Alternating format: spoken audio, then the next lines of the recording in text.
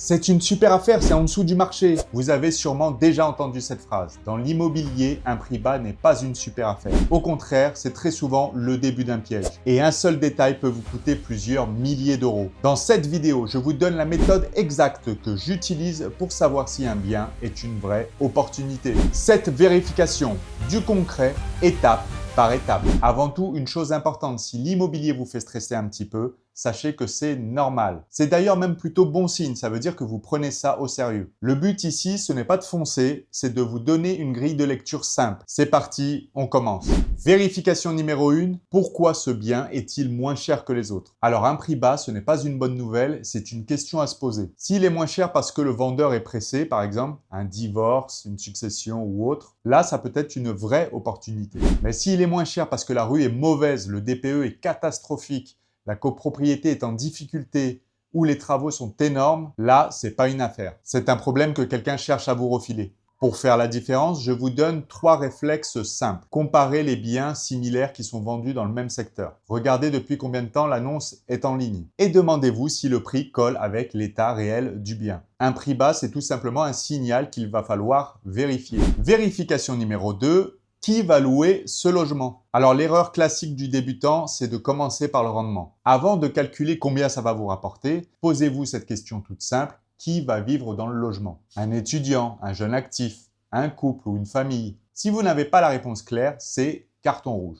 Ensuite, vérifiez la demande, pas avec votre intuition, mais avec des faits. Le nombre d'annonces similaires, les loyers réellement pratiqués, la vitesse à laquelle les biens se louent, la présence d'écoles, d'entreprises et de transports à proximité. Et faites simple. Par exemple, un studio dans une ville sans étudiants peut représenter un risque. Une colocation dans une ville où les jeunes vivent seuls, c'est un risque. Un grand étroit familial dans un quartier qui a mauvaise réputation et que les familles fuient, c'est un risque. Ce n'est pas vous qui décidez si le bien est bon. C'est le marché locatif qui va vous le dire. Et votre job, c'est de l'écouter.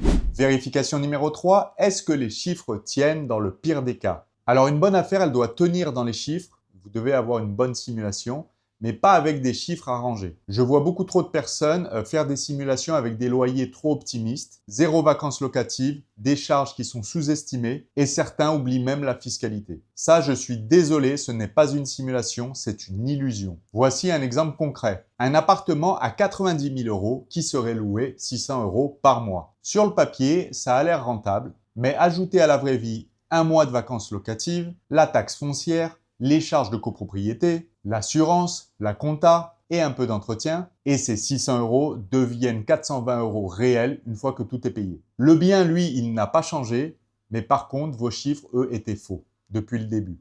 Donc avant de signer, vous devez toujours faire une simulation pessimiste. Prenez un loyer plus bas que prévu, un mois de vacances locatives dans l'année, des travaux qui vous coûteront 10 à 15% plus cher. Et si jamais votre projet ne tient que dans sa version parfaite, ce n'est pas une bonne affaire. Une bonne affaire reste correcte, même quand tout ne se passe pas correctement. Vérification numéro 4, les travaux sont-ils chiffrés ou devinés? C'est là que beaucoup de débutants se brûlent, pas parce qu'ils sont bêtes, mais parce qu'ils ne savent pas encore estimer un chantier. Si vous débutez et que vous n'y connaissez rien en travaux, ne jouez pas au héros. Faites venir plusieurs artisans et demandez-leur un devis pour les travaux à réaliser. Et n'oubliez pas de gonfler un petit peu le montant de ces devis pour pouvoir garder une marge de sécurité. Un bien peut passer de super rentable à une véritable catastrophe juste parce que vous avez oublié 20 000 € de travaux. Vérification numéro 5, dans quel état est la copropriété? Quand vous achetez un bien, vous n'achetez pas seulement un logement, vous achetez aussi une part de l'immeuble. Et ça, on l'oublie souvent. Avant de signer, demandez les charges de copropriété, les procès-verbaux des dernières assemblées générales et surtout vérifiez s'il n'y a pas de gros travaux qui ont été votés